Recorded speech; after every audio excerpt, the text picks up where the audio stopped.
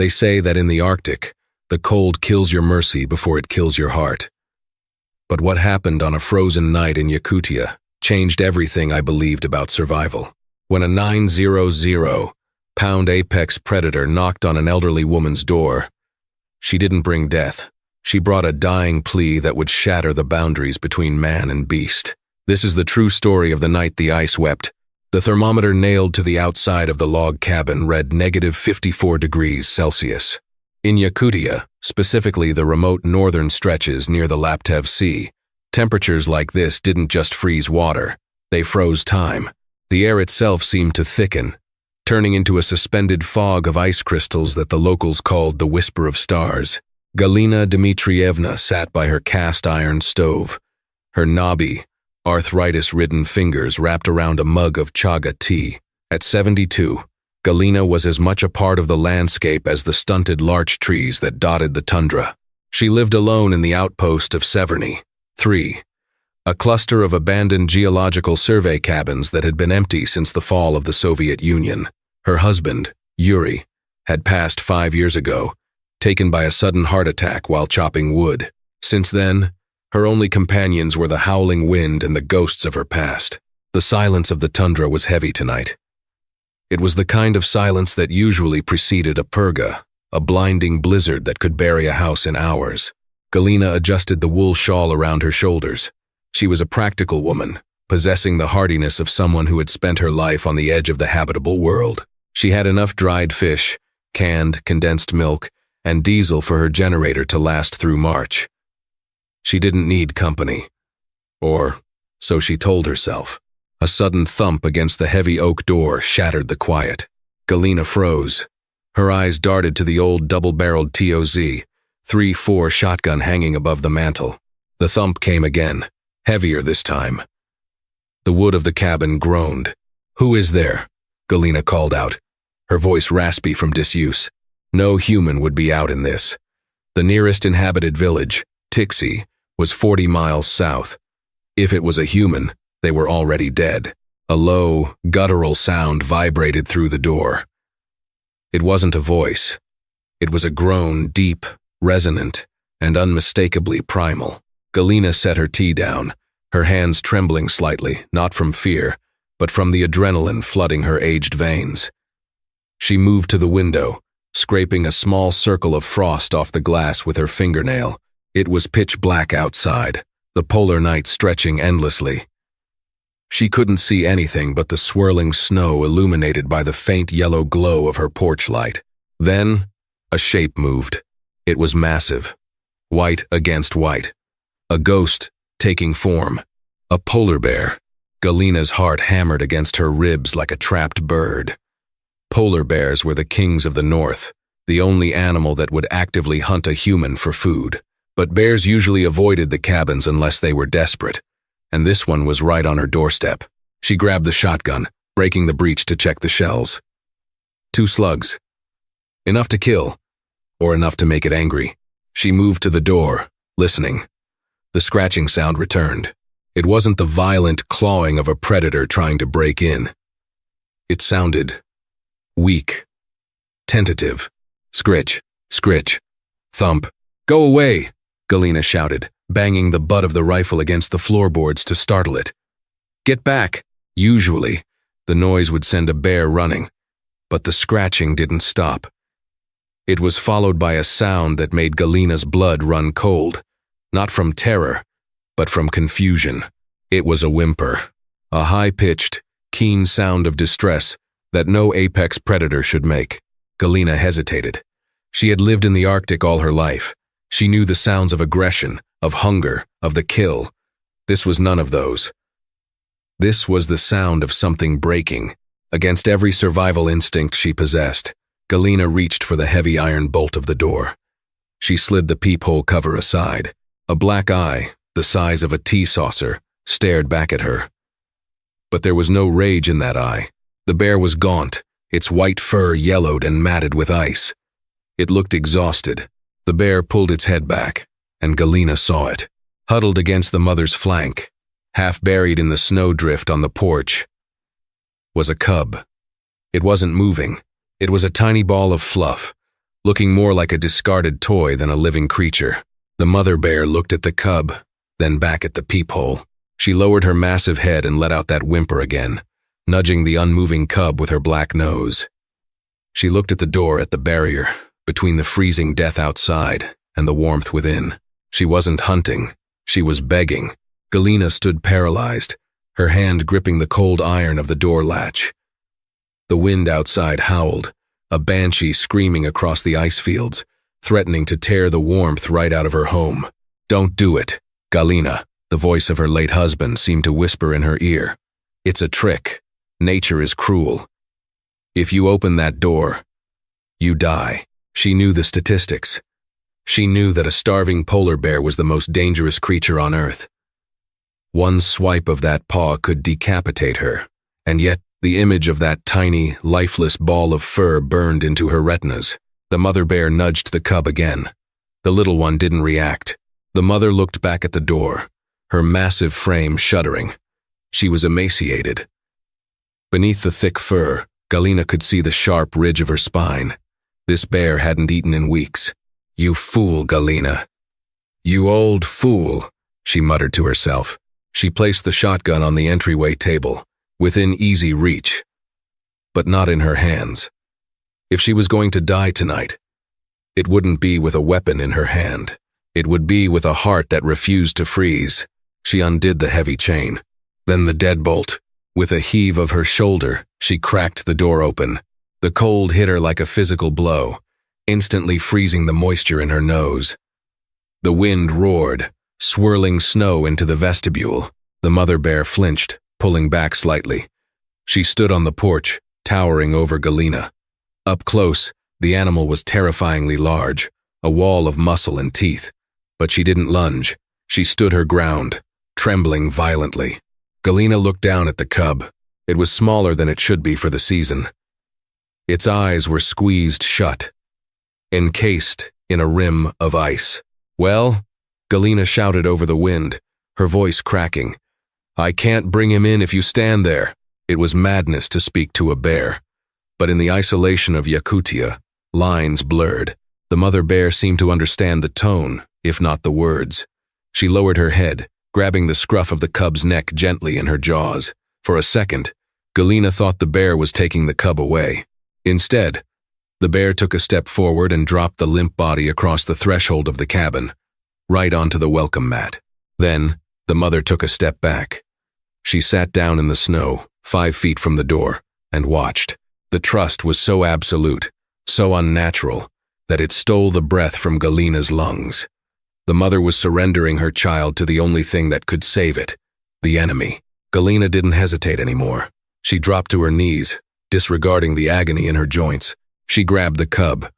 It was heavy, perhaps 40 pounds, but it felt hollow. Its fur was wet and frozen solid in patches. She dragged the cub into the sini, the enclosed entryway that served as a heat trap, and slammed the outer door shut, locking it instantly. Silence returned, save for the wind buffeting the logs. Galina was alone in the semi-darkness of the entryway with a polar bear cub. She stripped off her gloves and pressed her hands to the cub's chest. Nothing. No, wait. A flutter. Faint, erratic, like a moth trapped in a jar. "Not today, little one," Galina hissed. "Not on my watch." She hauled the cub into the main room, near the stove. The heat was intense here. She laid the cub on her old rug. Up close, the damage was visible.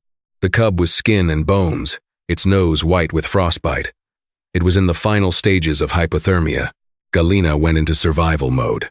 She grabbed warm towels she kept near the stove. She began to rub the cub vigorously, trying to stimulate blood flow.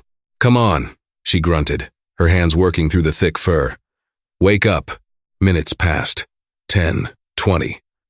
Her arms ached. The cub remained limp. Galina stopped, breathless. She looked at the shotgun on the wall. She thought of the mother outside, sitting in the storm, waiting. Waiting for a miracle or a corpse. "I need sugar," she realized. She ran to her pantry and grabbed a jar of honey and a syringe she used for injecting marinade into meat. She mixed the honey with warm water, creating a thick, sweet slurry. She pried the cub's jaws open. The teeth were small but sharp. She squirted a small amount of the liquid onto the cub's tongue. It trickled down. No swallow reflex. "Swallow it, damn you," she cried, tears pricking her eyes. She massaged the cub's throat. Suddenly, a cough. A tiny, wet rasp. The cub's body jerked. A pink tongue darted out, licking the sweetness. Galina sobbed, a single, harsh sound. "That's it. That's it." She fed him more. The cub's eyes fluttered open. They were dark, confused, and glazed with the milky film of starvation. He let out a weak mewl. Outside, a heavy thud hit the door. The mother knew. She could hear her baby. Galina looked at the door. The cub was alive, but he was starving. And out there, a 900-pound killing machine was waiting for her child back. But if Galina gave the cub back now, he would die in the cold within an hour. The mother had no milk. Galina could see that from her emaciated frame. The drama had only just begun. The storm was worsening, burying the cabin. Galina had a cub inside, a desperate mother outside, and supplies that were meant for one old woman. And then, the lights flickered. The generator. It coughed, sputtered, and died. The cabin plunged into darkness, save for the dying orange glow of the stove embers. Galina stood in the dark, the wind screaming louder now. The silence of the generator meant one thing. The fuel line had frozen. She was trapped. With a bear cub. With no power. And the temperature inside was already beginning to drop. The silence inside the cabin was deafening, broken only by the terrifying, jagged rhythm of the wind battering the logs. Without the hum of the generator, the cabin was losing heat rapidly. In Yakutia, a house without heat is simply a coffin in the making. Galina stood in the dark, her breath already visible in the beam of her flashlight. The cub, whom she had wrapped in her thickest wool blanket, let out a distressed squeak. The warmth of the honey water was fading. The cold was creeping back into his bones. "Stay," Galina whispered, though the animal couldn't understand. She tucked the blanket tighter around him. She knew what she had to do. The generator shed was only 10 yards away, attached to the side of the house, but in a negative 50 degrees Celsius blizzard. 10 yards might as well be 10 miles. And there was a 900-pound obstacle between her and the fuel line. Galina moved to her utility closet. She pulled on her Valenki felt boots, heavy quilted trousers, and her husband's old reindeer hide parka. She grabbed a heavy wrench and a canister of degelling agent. The diesel had likely turned into sludge in the extreme cold. She needed to clear the line. She paused at the door. Her heart was hammering a frantic rhythm against her ribs. If she went out there, the mother bear might attack. If she stayed inside, they would all freeze her, the cub, and the bear outside who was relying on the warmth seeping through the walls. "God be with me," she muttered. She unlocked the inner door, then the outer. The wind hit her like a sledgehammer. It screamed, a physical force that nearly knocked her off her feet. The snow was flying horizontally, blinding her. She swung the flashlight beam. The mother bear was there. She hadn't left. She was a mound of snow, a white hill rising from the porch. As the light hit her, the mound moved. Massive clumps of snow fell away as the giant head rose. The black eyes reflected the flashlight beam, glowing with an eerie green luminescence. Galina froze. The wrench gripped so tight her knuckles were white inside her mittens. The bear was less than 5 feet away. One lunge. That was all it would take. But the bear didn't lunge. She let out a low rumble, a sound that vibrated in Galina's chest. The bear's nose twitched, smelling the scent of her cub on Galina's clothes. I have to fix the light," Galina shouted over the wind, pointing to the shed. She took a step. The bear stood up. Galina flinched, closing her eyes, waiting for the blow. It never came. Instead, the bear took a heavy step to the side. She wasn't blocking the path. She was clearing it. Galina scrambled past the massive animal, her shoulder brushing against the coarse, ice-matted fur. The smell was overpowering musk, wet dog, and the metallic tang of starvation. Galina reached the generator shed and yanked the door open. Her hands were shaking violently. She shone the light on the fuel filter. Just as she suspected, waxed over. The diesel had gelled. She began to work, her fingers numb and clumsy. She had to remove the filter, pour the solvent, and prime the line.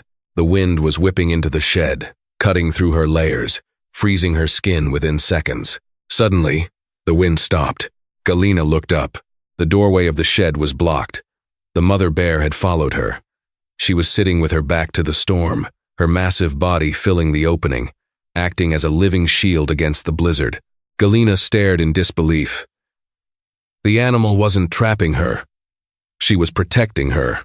The bear understood that the woman was the source of life, the source of the warmth that might save her cub.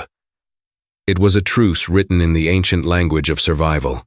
"Thank you," Galina whispered, tears freezing instantly on her eyelashes. Protected from the biting wind by the bear's body, Galina worked faster. She cleared the sludge, poured the additive, and tightened the bolts. She primed the pump. Crank.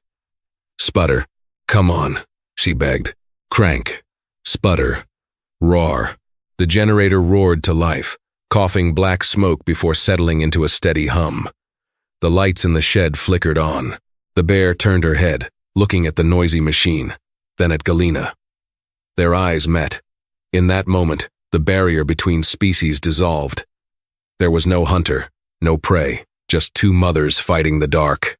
Galina patted the bear's flank, a touch that should have been a death sentence. The bear merely exhaled, a cloud of steam enveloping them both. "Let's go," Galina said. "He's waiting." The cabin began to warm up. The hum of the electric heaters was the most beautiful sound Galina had ever heard.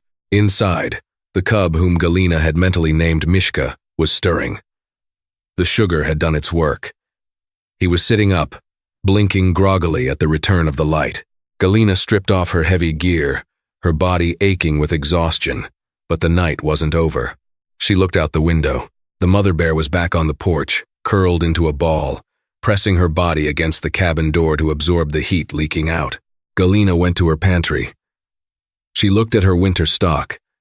She had a crate of ommel, a fatty, nutrient-rich Arctic fish that she had salted and frozen for the darkest months. It was expensive, hard to get, and it was her main source of protein. She looked at the fish. She looked at the door. "I'm an old woman," she said to the empty room. "I don't eat much anyway." She took the entire crate. She also grabbed a can of condensed milk and a loaf of stale bread. She opened the door just a crack. The mother bear lifted her head immediately. Galina tossed the fish out, one by one. The bear didn't scramble. She ate with a desperate, frantic dignity. The crunch of frozen bones echoed in the night. Galina poured the milk over the bread and slid it out onto the snow. The mother ate it all. For the first time in weeks, her belly was full. Galina turned back to Mishka. She mashed up some of the fish with warm water, creating a soup. The cub lapped it up greedily, getting fish scales all over Galina's clean rug. She didn't care. She sat on the floor, stroking the cub's head as he ate, singing a quiet Russian lullaby her own grandmother had taught her. "Sleep, my dark-eyed one, the blizzard sings for thee." For 3 days, the storm raged. For 3 days, the strangest household in Yakutia existed in a delicate bubble. The cub lived inside, sleeping by the stove, regaining his strength. He grew playful, chewing on Galina's slippers and knocking over her broom. The mother lived on the porch, fed by Galina's dwindling supplies. Every few hours, Galina would hold the cub up to the window. The mother would press her nose against the glass, and the cub would paw at it. They were checking on each other. On the morning of the 4th day, the wind died. The silence that followed was peaceful, not threatening. The sun, absent for so long, hinted at a return on the horizon, painting the snow in shades of violet and pink. Galina opened the door. The air was crisp and still. The thermometer read -35 degrees Celsius, practically a heat wave compared to the storm. The mother bear stood up. She looked rested. Her fur was fluffier, her stance strong. Galina picked up Mishka. He was heavy, full of energy now. He squirmed in her arms. "Go on, little Tsar," Galina whispered, kissing the top of his fuzzy head. Go to your mama." She stepped onto the porch and set him down.